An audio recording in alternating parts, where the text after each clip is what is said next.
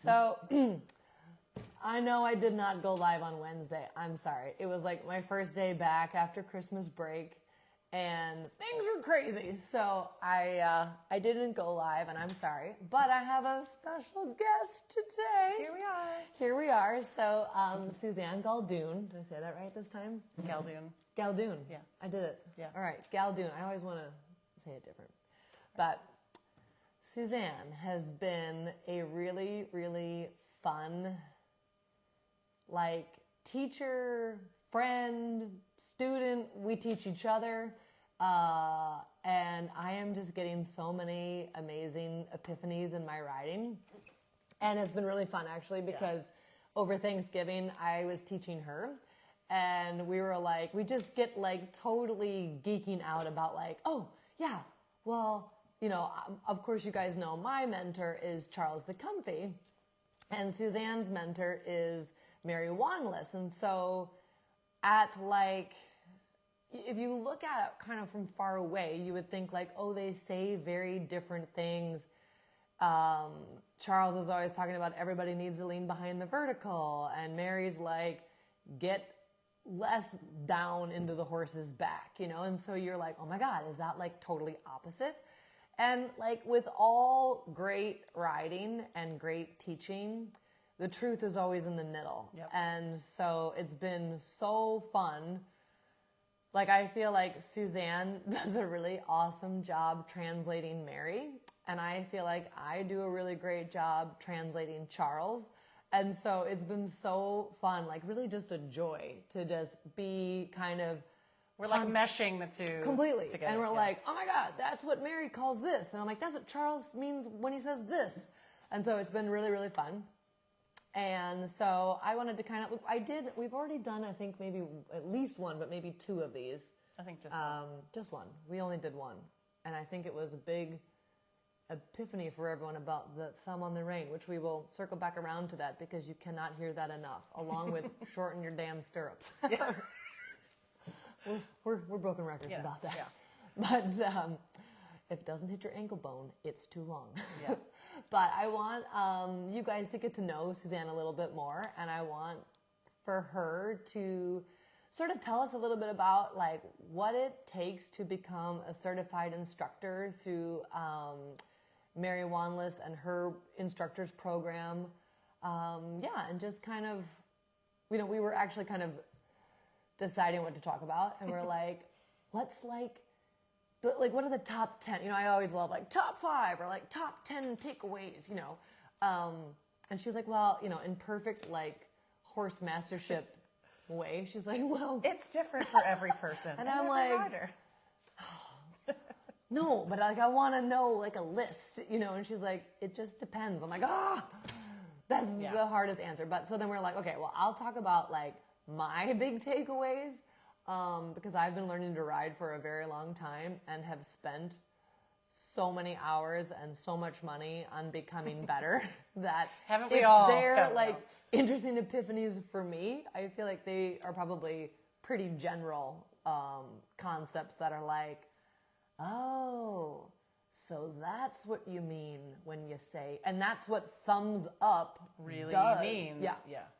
So, I want you to tell us a little bit about how you got started with Mary Wanless and like what connected you to her work and how long you've been at that, and tell us about the certification process. Cool. Yeah. So I had been introduced to Mary's concepts as a teenager. One of my instructors, I think, had literally just read her very first book, Ride With Your Mind, which is now something in the vicinity of like 35 years old. I know, like it's been a long time. And I haven't written any books, but Mary has written enough. So you can go check those out because I'm not writing them. And then I first audited a clinic that she taught in 2003. And interestingly enough, it was like right around the time when I rode with Charles at Wingate. Yeah. So, you know, the whole Charles and Mary thing has been in my head anyway. Yeah. And the first time I had the opportunity to ride with her was in 2013. Someone had been signed up to host a clinic with Mary and couldn't pull enough riders together. and reached out to me because she knew me and had taught at my barn and said, hey, could you pull this together? And in 3 weeks I did. And that was in the Chicago area. Yep. Yeah. So that was in 2013. And since then, I've ridden with Mary about twice a year, depending on the year. During COVID, obviously, she wasn't flying over here. And she lives in England. She lives in England, comes to the U.S. 2 or 3 times a year. And she invited me to participate in her teacher training program, which is kind of step 1 to get into the certification And do you process. need to get invited to do that? Yes. Okay. So it is first you have to participate with her in a riding clinic so that she sees you ride. Yep. Yeah. And then the teacher training is a totally different format. So instead of just private lessons and Mary's coaching you as you ride, as a group we teach each other. We are looking at different riders on the same horses. So we trade places and everybody, it's a very collegial atmosphere and everybody's kind of trying to just get better at what we do, developing your eye, developing your language. And then we have classroom time. I mean, Mary is a lifelong learner and is still learning new things. And what is her degree in? Isn't she like a physicist or something? Yes, she is a physicist by trade. So real smart. Yeah. Real smart. And a lot of what she understands is like on such a deep level that people think, well, like, I'm never going to get it. But you can, because if you can feel it, you can get it. And I had to learn this stuff in my body. So I know what it feels like to have to change in order to ride better. But I'll admit, the first time I went to teacher training, I was so intimidated. I was like, all these people know this way better than me, and I don't know all the language and the lingo, and I don't know what to look for. And so I've been going to teacher trainings for years now. And in order to be certified, you have to submit videos of lessons you are teaching and written case studies. So I submitted a lesson of someone I had never taught before. I love this. So it was a lesson. Written case studies. Yeah, a lesson of somebody I had never taught before, and then a lesson of somebody I had a teaching relationship with, and then wrote 3 case studies about 3 different people that I had, again, one, a person who I had taught one time, and the other 2 people who I had known. That's required at any level. So for me to get to the next level, I have to do that again. So how many levels are there? She has 4 levels of certification, and each level you can be proficient or master. Ooh. So it's really 8. So I have to send in my materials for level. There's 4 levels. But 2 levels within each level. So you're 2 like, classifications. you're okay. And then you're like, you got it. Yeah, yeah. And it's not like you have to do, so I might submit stuff and then she goes, oh, well, I'm going to give you X, right? This level based on what material you've shown me. Gotcha. So you don't have to start at the beginning. Do it 8 times. Gotcha. Right. Gotcha. She's going to decide how much concepts you get and how you're teaching the concepts and then decide where you're at on that. Because what she really wants to know is that you know the craft. And that we're not straying from what she has developed over time and what she has researched and understood, and that she's not going to put her name on someone if we're not doing the right thing. Yeah, well, I tell this to my apprentices all the time, and I'm like, memorize the words, memorize the concepts. You will make it your own. Yeah. But you can't someone's already done it in such a great way. Call it the sled runners. Talk about the inner thigh tendon, because that's not her opinion if that's in the leg. That's actually in the leg. Yeah. Right, that's anatomy. So it's it's so much of and I love that, we always talk about the science of riding, and Charles is a lot more on horse training versus rider, biomechanic, fascia lines and all that stuff. But we always talk about the science of riding. And so the fact that she absolutely connects that to physics and science. Yes, it's the real science. You do just have of the body. You have to memorize the science of it, right? Yeah. And learn the laws of that. Yeah, science. there's a cause and effect to every motion 100%. and everything the horse does to you and how that changes you, and everything you do to the horse that you're hoping is going to change the horse in a positive way. God, yeah, and it's just everything, right? I mean, it's not only thoughts, but it's the breath. We talked about that all today. Yes. I feel myself breathing Let's all better take just a because nice she's deep sitting here. diaphragmatic Exactly. breath. I had to blow up a balloon earlier today. And Suzanne Van Dietz, every time I see her too, she's like, here's the balloon. I'm like, God, the balloon again? Yep. Turns out, still not breathing great enough, but work in progress. Getting better. It's getting better, but it is getting better. There is improvement in it. So that's cool. So you are going for your last advanced, you just sent that in. I haven't done it. I haven't sent it. Not yet. Okay. We're prepared. We're gathering all the case studies. I hope Romeo helps. Yes. Because, I mean, everybody looks good on Romeo. And so then we have to, once we are, sort of in, it's not a one and done thing, that we have to keep up with Mary. Oh, God bless her. Yes. We do not just get our name on her website and get to run free. We have to be staying up to date with her. She has to see us a minimum of once every 2 years. Nice. But I can't go that long without, I don't want to go that long without her having her eyes on me. So is she like constantly coming up with more, like is she, like I imagine like for me sometimes I feel like I'm in the arena and I've got like white coat and I got like my beakers and I'm like, like mixing a little school trot and then mixing a little haunches in and then poof, like something, you like find something, right? And so is she doing that like with riders? And she's digging into new sciencey stuff and she goes down a rabbit hole of like, she just did something different with breath recently and has done so much work with Tom Myers and the fascial lines and anatomy trains.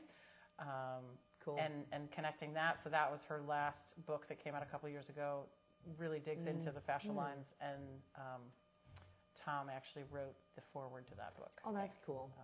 Very cool.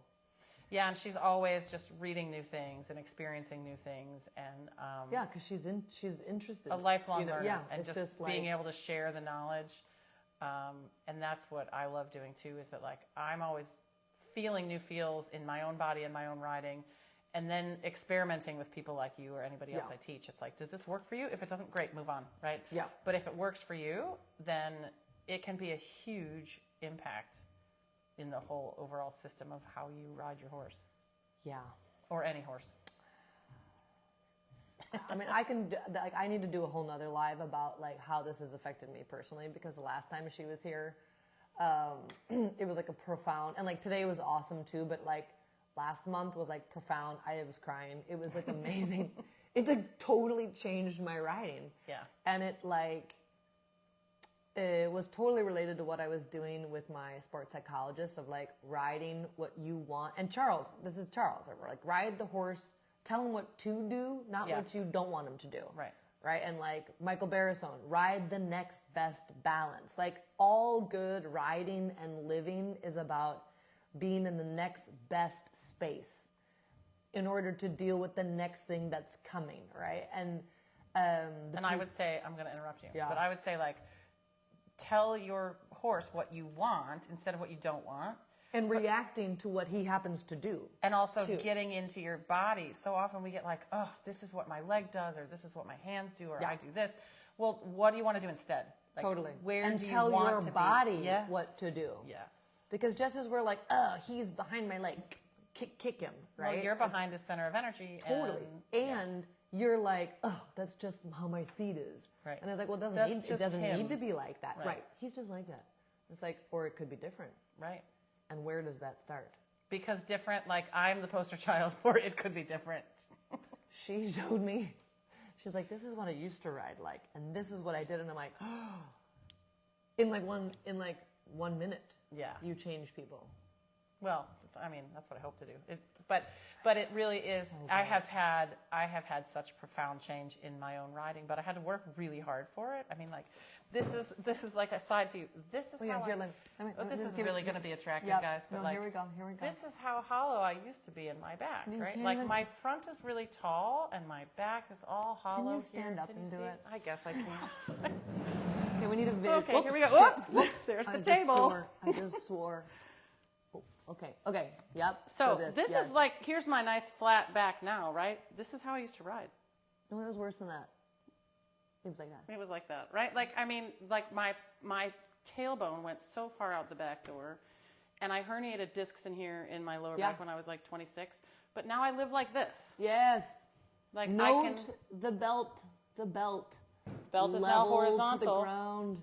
This hollow. is where it used to be, right? Whew. Ta-da. Breathe down. And so It's now like I walk amazing. around like that. I teach like that. You know, I'm able to have a healthy back now in my own body because I don't live in that hollow land anymore. I mean, how many times have we seen that as teachers, right? You walk in and someone's like belt buckled down and like the front of the belt buckled down. Oh, yeah. And like hollow back and like don't even try to because they've been told to like be chest up and be tall. Yeah. And then like the belly button is like forward and down. Yeah. You know? And then they can't follow their horse's canter at all. And then he's also probably not going forward. So right. It's like amazing. So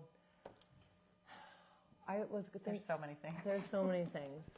So I made kind of a list, you know, because that's who I am. There's a list here. So I wanted to first talk about, you guys have heard me now, and sometimes I say it in my videos, but something that has really helped me change completely my horse's collection abilities is this idea that my seat bones are like sled runners. That's a Mary thing. And I love it. So I'm going to just let you take that away for a second. So the seat bones connect to the pubic bone. If you think about, I wish I had a pelvis model here, but you could probably Google one and look at it. So if this is the bowl of your pelvis, the seat bone and the pubic bone at the bottom are like the runners of a sled, or some people would think of it like the legs of a rocking chair, right? They can tip down, they can tip back.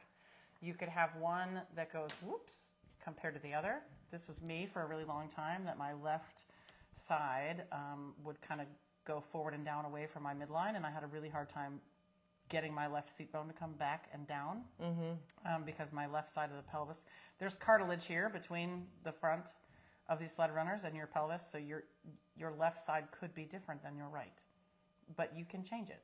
Hello. And I would say most horses, I think, would pull you down on the left side. Yep. Because most horses want to hang on the left rein and be stiffer. Pull you into that pattern. There's like a little hollow in that left pocket, and I feel like that's like kind of gets you off the back of your right sled runner. Yeah, and that can depend, I think, on everybody's pelvis, but totally like knowing where your seat bones are is key. If you don't know where they are right now, like stick your fingers under your seat bones and find them, right? Because if it's shocking how many clinics I walk into and I ask people, do you have a good idea of where your seat bones are? And they go, well, I think so. And if it's, well, I think so, that's not a yes, right? Yeah. Right? And so if you don't know, you don't know. So sit on your fingers, and there's a bony spot there that you can sit on, and you can either roll a little bit to the front edge of that or roll a little bit to the back edge of that and feel like you might have to, on your horse, depending on the twist of your saddle, find that kind of sweet spot, and then make sure you have someone take a picture of you or look in the mirror. Is your belt level? Because we want to feel like your pelvis is a bowl that's going to keep all the water in the bowl. And Mary calls it like guts in the bowl, like, because that's really like your guts are in the pelvis, in the bowl of your pelvis, and don't spill it out the front door, and don't tip it out the back door, and don't. Some of us do crazy little permutations of collapsing to one side, and then where's all the guts of the pelvis going out? Yeah, so your belt is the top of the bowl. See? Interesting. Yeah. Hey, Toby. Hey. And also, Megan, yes, you can run away with us. Yeah, the whole belt thing, okay, a couple things about that. Horizontal to the ground and the ability to expand your bowl by your breathing. We're going to get to that in the end because we hope to get to that. But we talked about breathing last time, and we could talk about breathing every time. I feel like that could just be like a whole nother Zoom. Because we talked about breathing again on every horse today. Everyone, every single time. No one breathes enough. It's amazing. So these sled runners, I found like this idea of like, you know, I always say like in your body, you should come in your neutral, like you need to be neutral in yourself so that we're not bringing our own crookednesses, tightnesses, unlevelness to the horse. And we're going to talk about that later. That's, I think, number 4. We're going to talk about that. But like this idea of like, for me in like my canter pirouettes or my half passes, to have this idea that I'm like on all 4 corners of my sled runners has been like profound for me. Yeah, so what you're talking about is like noticing where the heel, so we talk about this in Mary's work about like a heel and a toe, right? The seat bone is the heel of that sled runner and the pubic bone is the toe of it. And you don't want to be only on one section, right? You have to know where all those parts of the underneath of you are. So to dig a little deeper, we have the front triangle of the underneath that you sit on, right? Yep. From your pubic bone to your seat bones is a triangle in the front of you. And from your seat bones to your tailbone is the triangle in the back. Which makes a diamond. Which makes a diamond. And we want that whole diamond, like there it is, sort of, Yep. to be down on the saddle. So the sled runner comes in here and we want to make sure that you're level over that. And that may feel different from person to person, that one person I might have to say, you've got to get more on the heels.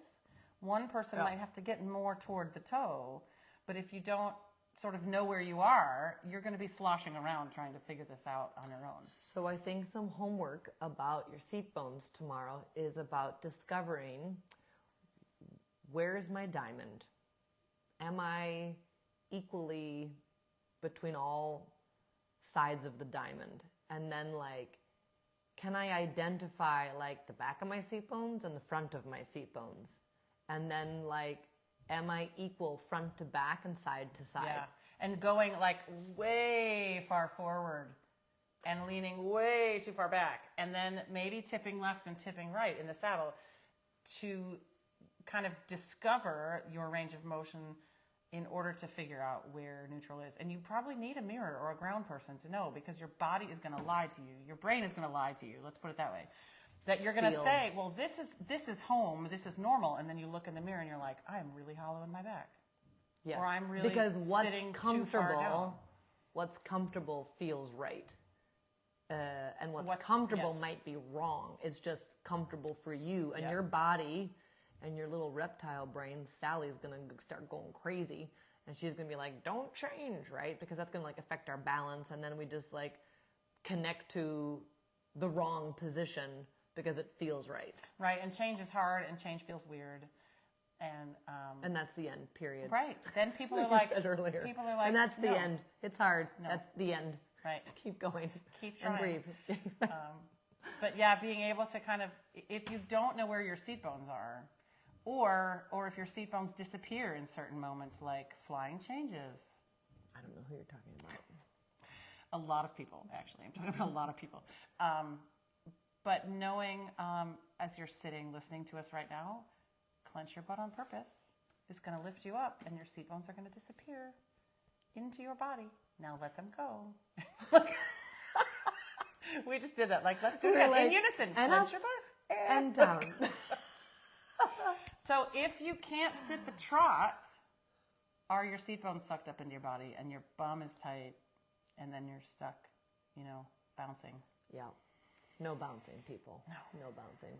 All right, let's move on to the thumbs. Because I know we talked about this Megan last feels time. attacked on the changes. Dude, this is like my whole morning. Times 3. Yeah. Well, no, Denali, we just cantered. I just got Denali on the bit. I started there.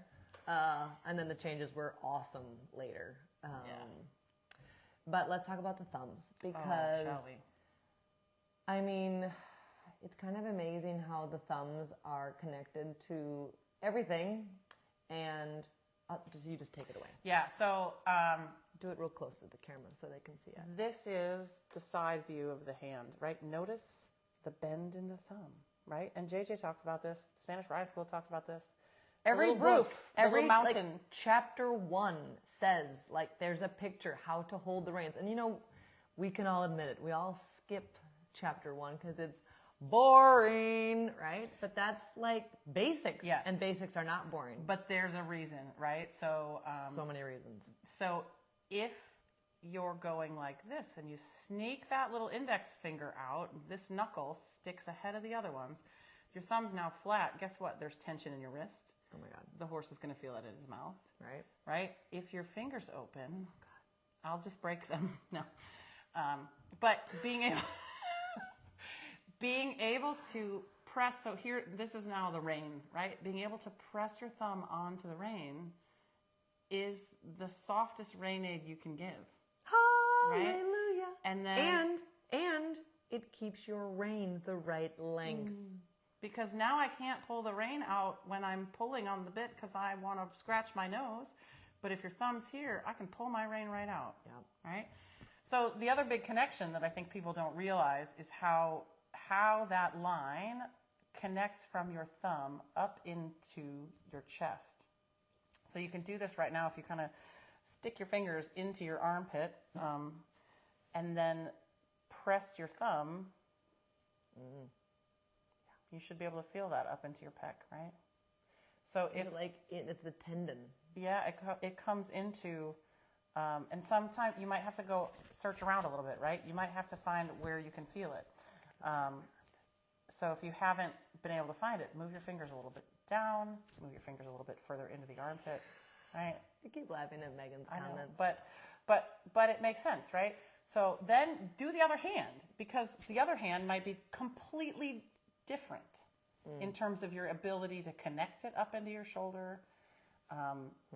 So this is connecting the front line of your arm sleeve all the way from your thumb up the bicep into your pecs.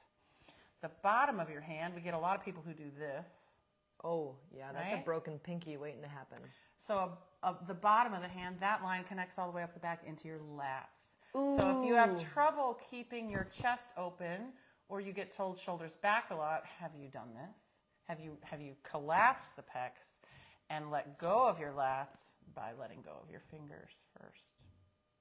Maybe. No fancy drinks. Maybe not. And this is the hard thing about so much of this is that not everything pertains to every person, right? Some of you have your own habits, and some of you have different habits. And some of us, have arthritis and have issues with the hands and how we have to compensate for that, right?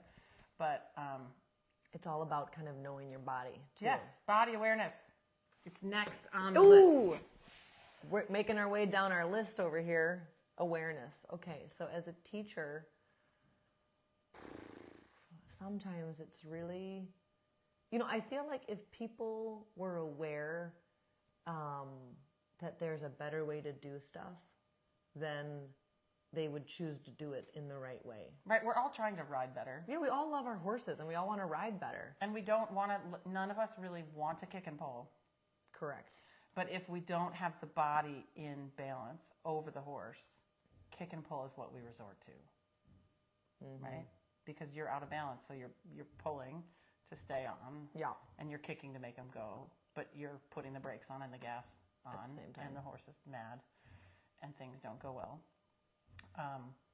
But I think one of the big things I get people doing all the time is to just, usually it's like, okay, you're going to go take a shower. You just had a riding lesson. Go home, take a shower, and look down at your feet because they're probably not pointing straight ahead. You think they are. Think of, I'm going to square up my feet and I'm going to look down and then one foot's sticking out versus the other. So knowing what your own tendency is and being aware of, oh, wow, so my left thigh does rotate out more than my right thigh naturally. That's something I have to keep focus on and be aware of in the saddle. And everywhere. Right? While you walk, do you break over your big toe while you're walking or running or exercising? Because we all get more reps off the horse than we do on the horse. I always say, you're going to ride exactly how you grocery shop. So, how you're walking around the grocery store. Bearing down, pushing the shopping cart with your thumbs up. Oh, see? There you go. You can practice. Thumbs on the shopping cart. Don't. Yeah. Right? And push. Yeah. Yeah. It's interesting to just even when we talk about we have to be an athlete also. But really even more important than that is this I know my body and I know what my tendencies are. And these are the questions I have to ask myself about my own body. And then where do I go to seek the answers that feel the right thing to do, and that's biomechanics. Yeah, and sometimes you get stuck down a rabbit hole of well, this is my thing and this is my thing. And you can just overcorrect and live in that for too long. And my big deal in my pelvis being so like tipped forward and my back so hollow for so many years, every time I rode with Mary, it was like pubic bone up, pubic bone up, pubic bone up. I was like, I think my pubic bone's in my throat. How can I get my pubic bone any more up? Because the front of me had to get so much shorter. And then there came the clinic when Mary was like, Suzanne, I think you need to go a little pubic bone down. And I stopped riding and started laughing because it was like finally 7 the years. day. Yeah. 7 years. And so now I have mobility in my pelvis that I did not have 15, 20 years ago, even though I was younger. Right. Like, I was just stuck in this posture. And so much of how we sit on a horse is posture, and it's changeable. And I tell people this all the time, that it's not necessarily like, oh, well, I have this curvature in my spine or whatever, or I have one leg shorter than the other. Yeah. Well, did someone measure your bones? That's what Charles would always say. Do you walk with a limp? Right. But is your soft tissue like, I'm stuck like this, right? So yeah, I broke this collarbone a long time ago. And so yes, my right armpit would always come detached from the back and my right shoulder would go forward. And over time, and my right elbow would pop out. But the fix for me is not put your elbow in. The fix for me is like close your armpit at the back and turn your thumb out. Yeah. So that gets my stacked up right side better than elbows in. Right. I just get mad. Well, and I feel like a lot of very good horse trainers aren't always necessarily the best teachers and like instructors. But I think it's like not that hard to come up with like 10 top things you can tell people that will give you the right effect that you're looking for, right? Because I think about like, I am extremely lucky and blessed to be able to ride with extremely top people, top in the sport people all the time. But they are telling me, they not gloss over it, they tell me something, but they don't break it down in exactly what you're saying. They're going to tell me like elbow in, or like look up or get in your seat better, like basically ride better. Sit deeper. In Germany, not Michael. Michael's great, but we just joke about like in our stable, we're just like, just ride better, and it's like, because there's so much, right? And like the more you learn, the more you know, the more can go wrong, the more you're working on the tiniest of details. But it's so interesting that like top riders will tell you like, what's your right arm doing? Like get your right arm under control, but they don't necessarily have the vocabulary to say, thumb up and out and close the back of your armpit, which will engage your lats, which will fix this whole problem you're talking about, right? And so it's also interesting like with your normal instructors to even like seek out those things they say to you, like thumbs up, like there's a giant reason for that, and that doesn't mean this, right? That doesn't no mean hitchhiking, no hitchhiking. But look, you got us the thumbs up. But it could be, did you roll your hand this way? Right, which opens your elbow. Turn the hand this way. Or is it that your thumbs went that way? So think about like holding a wine glass, and are you tipping the wine glass forward toward the bit? Are you tipping the wine glass in toward the horse's withers? So you could get told thumbs up if your hands look like this. So tipping the wine or the guts is what you're telling me. Save the wine. It was $10 a glass. Save the wine and your guts. But I do have one client who I worked with today who has a shoulder issue from surgery, and her right arm would get very noodly, and she did not have any more of the muscle attachment here because of the surgery. Yeah. And so to fix that, I told her to spill the wine to the right, and that stabilized her whole arm in a huge way. Yeah.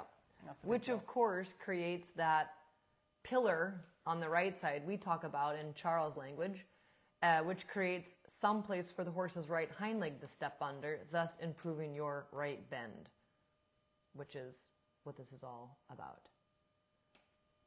What does Megan say? But what if your horse needs the wine? Well, I think my horses need a little wine. Some days. Some days more than others. I mean, I think Freddie probably just needs a shot of tequila, to be honest. Okay, so yeah, now we're gonna go into evenness and symmetry. Right, and you brought up bend, which is interesting in my teaching. I don't harp on more bend, more bend, more bend.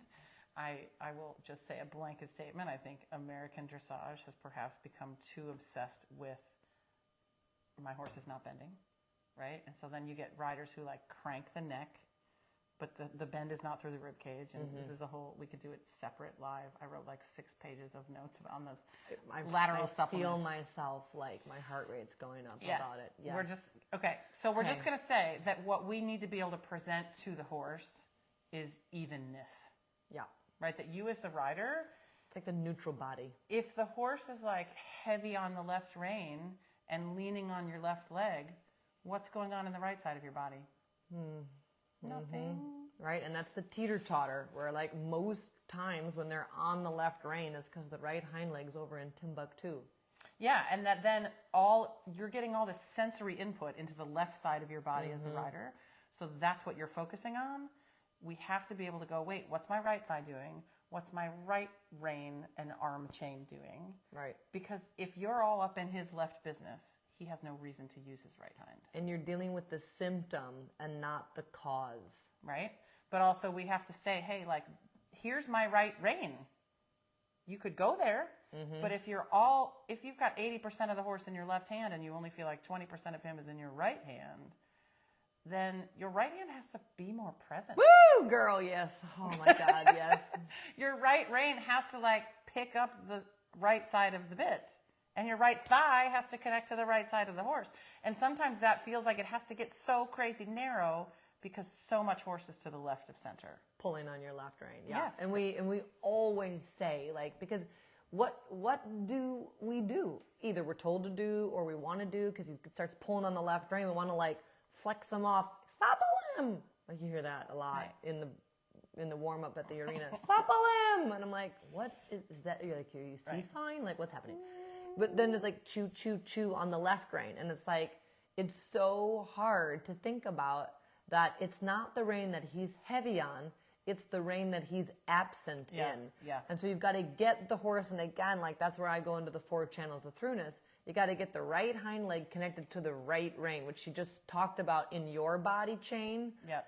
And I would be like, right hind leg to the right rein through the guardrail of your right aids and present, as Charles would say, present the right rein to be able to get him back onto the right rein so you can let go of this crutch on the left. But if your right shoulder had gone where and your right elbow's popping out, you can't get him through on the right. He's just going to keep going that way. And then or down, disconnected with the right hind leg and more down into your left rein. Yeah. And if he's on your left rein, people, he's on his left front. And if we're talking about you love your horse, you got to ride it sound and you got to ride it stacked up on all 4 feet, which means you have to be stacked up on your body. Yeah. And know what you bring to the table and what your horse brings to the table. And we expect the horse to be equal on the left rein and the right rein.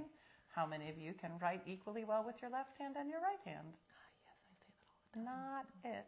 Right. But I do send people home all the time to practice, like brush your teeth with your non-dominant hand. I do that. Or brush your teeth and your hair at the same time. And switch hands. I put so my that you're mascara multitasking, on right? with my It's like hand. It's like like rubbing your belly. And I know I do mascara with one hand on each eye. I switch around because we're weird. But then you change hands. And so a lot of us are used to like, oh, I might brush my hair and like use the hairdryer or something.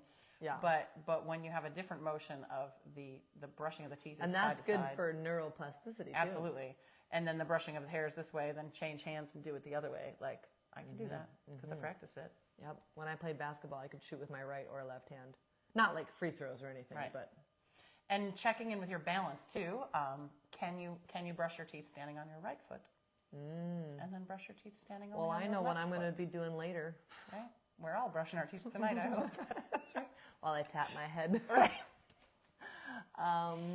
But that's, I think, such a big deal is like the horses don't always present us evenness or equality, right? And I kind of I'm staying away from the word straightness because we get to this like, oh, the training scale, straightness is way up on the training scale. But evenness is a requirement. right? If we in our bodies which are is not rhythm, more, right? Yeah. Like if you think about the first stop on the training scale, like with rhythm, that is evenness. Evenness in the horse's Levelness. footfalls. Yep. Yeah. And so whatever you can do to be aware of your tendencies, again, this back to the body awareness of how you present yourself unevenly to your horse, that you can then start to change that and go like, okay, well, I'm aware now of how much horse is in my left rein, and I can now bring horse into my right rein, or bring presence into my right rein, so that I'm no longer just holding 8,000 pounds in my left hand. As the fifth leg. Right, exactly. Not even when it's on the outside rein does it get to be the fifth leg. Well, and that's a whole nother thing. That's like, we got to talk about bending a whole nother time, because I'm like, when you're going to the right and you feel a lot of pressure in your left rein, that doesn't always mean it's because he's connected to the outside rein. It doesn't always mean it's that good. That means he's still just hanging on your left rein in a different direction. Okay, Yes. so let's talk about the quads. Okay. So get to the front of your chair, people. Oh, here we are. Right? Get your little seat bones to the front of your chair. And we're going to put your right heel on top of the toes of your left foot. Okay. Push your toes up into that resistance. You feel that fire at the front of your thigh? Yep. I hope, right? Check in that you're not clenching your butt. Just a reminder. Switch feet. Put your right foot down. Put your left heel on top. Lift your toes up into the resistance of your left heel. And again, feel the quad. Right? We want to be riding on the quads, not down the back muscle chain from your bum to your hamstrings to your heels. And this is part of the challenge of like the life of learning to ride and putting your heels down, right? Putting your heels down is not wrong, but overdoing it so that the leg goes forward and that you're bracing in the back line of your leg from your heel up your hamstring into your lower back can absolutely cause back pain when riding. Yeah. And then that's getting us sort of like behind the motion of the horse all the time. So feeling like you're kneeling down, I mean, people have talked about this, and sometimes it's a hard thing to really understand in your riding. But we were talking earlier how a lot of people can take their feet out of the stirrups, and they're going to be more in their quads because you have to be. Yep. And as soon as you put your foot in the stirrup, you push that heel down and forward again. And in 20 years of riding with Mary Wanless, I have never seen her take someone's stirrups away. 10 years, sorry. 20 years since I first audited, but 10 years of riding with her. And I asked her that once. I said, I've never seen you do that. And she said, well, when you put their foot back in, they just do the same thing they did when their foot was in. That's interesting. So being able to feel like you can stay balanced down the front of your thigh is connecting more into the front line of the body instead of in the back line where you're going to fall behind the vertical and the water ski mode of like heels down and forward, shoulders back. Well, and like the toe out, knee out also gets your that back line on the horse. And then the back of your calf is on the horse, and then you're just always either driving or he's going to eventually ignore your leg because it's always on. You know, that ability to like pull the heel away comes from that quad getting fired up. Yeah, and being able to come and let go at the top of your calf right below the knee. I feel a lot of riders feel like the knee is a bad piece of equipment. Oh yeah. And that's not true. You know, people say don't grip with your knee, don't clench with your knee. Most of the time when I see that in people when their knee is kind of fixed and stuck, they are holding on for dear life with the very top of the calf because someone told them and the over and stirrups over. are too long. Yep, someone told them over and over to keep their leg on. Yes. But it has to be what part of the leg is important here. No one really meant for you to clamp the gas pedal on and never let go.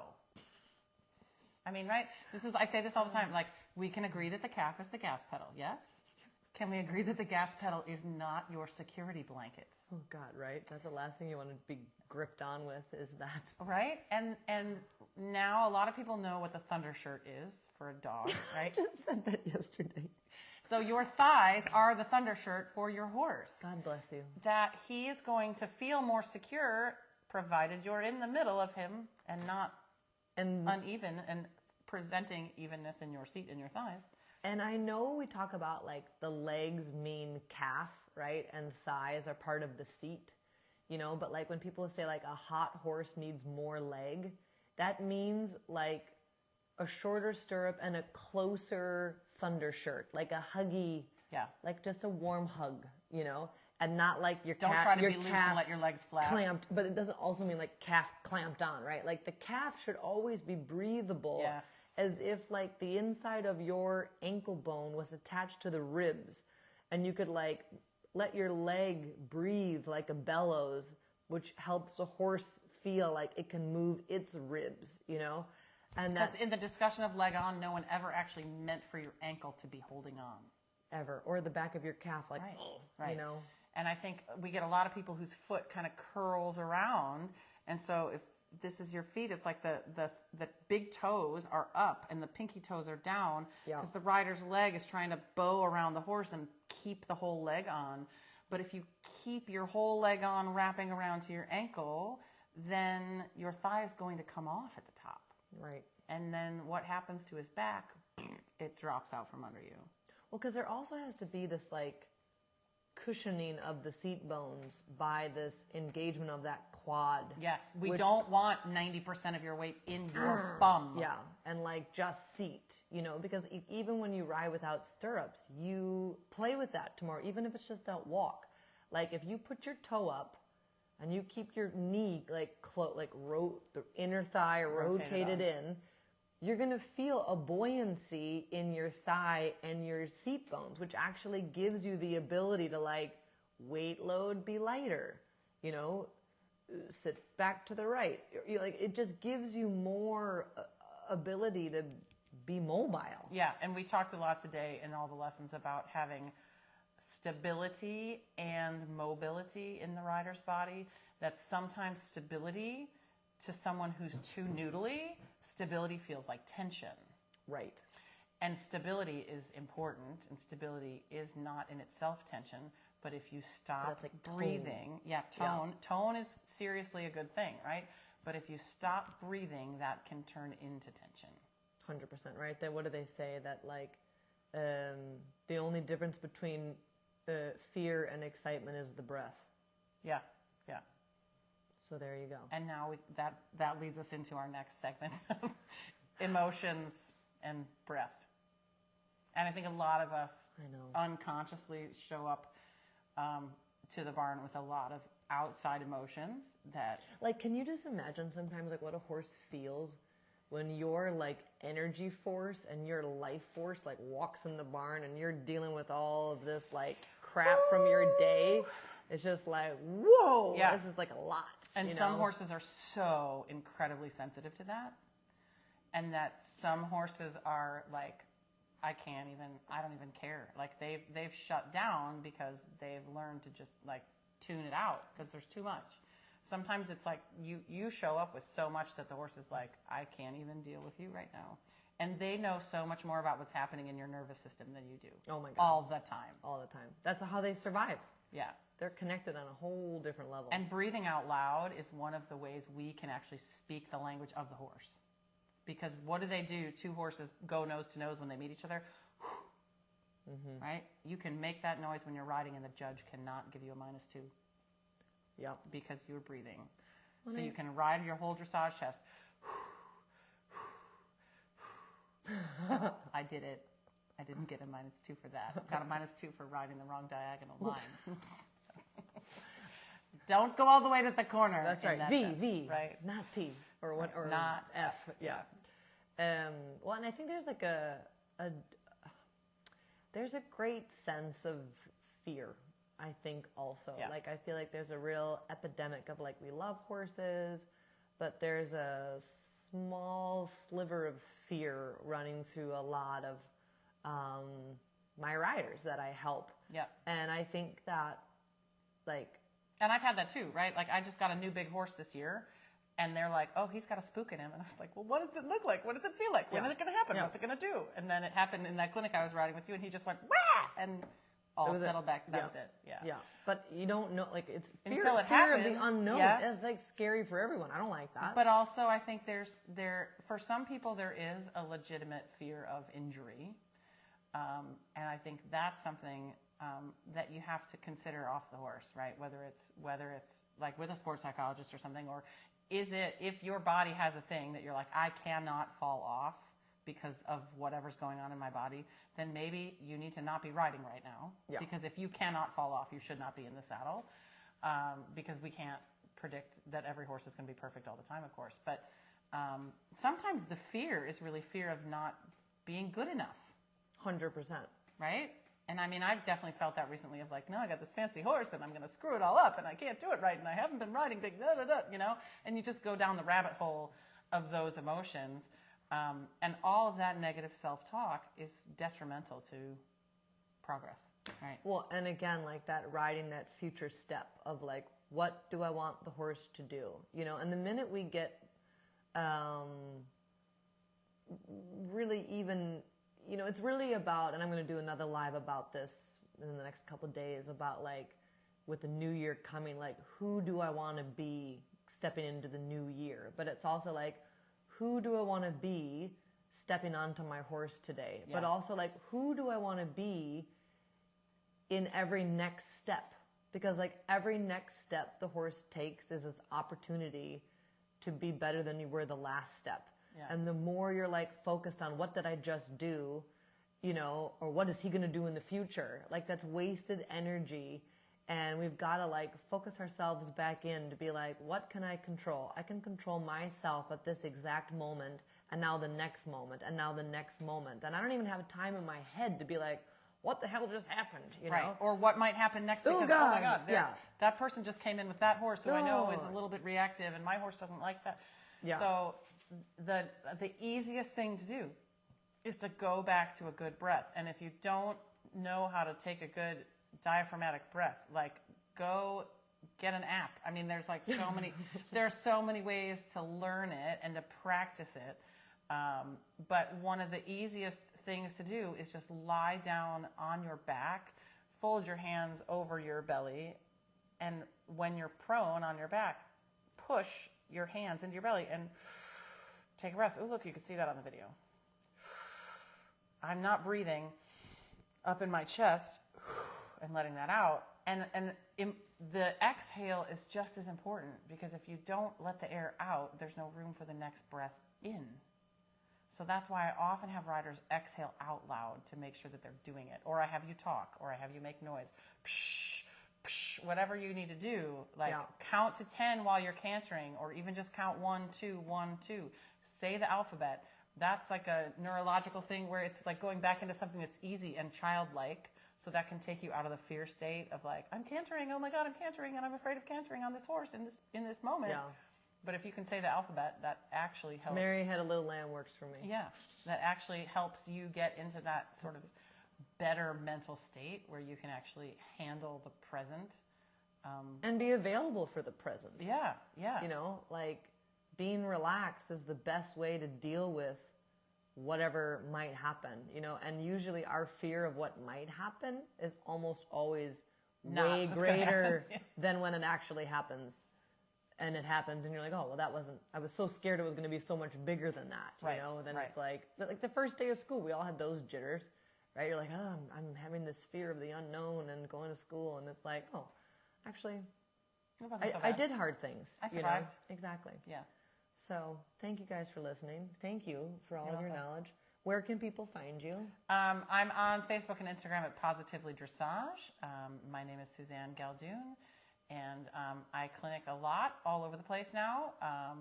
So someday I will actually like put a clinic schedule on my website once I get organized. But yeah, I'm booked really through like the end of March, but already booking clinics into April, May, and beyond. So feel free to reach out. It's getting really popular, so better jump in there. I'll be back here in Florida at the end of January again, so looking forward to more sunshine. Thank you so much. You're welcome. Thank you, guys. Make it a great night. Bye.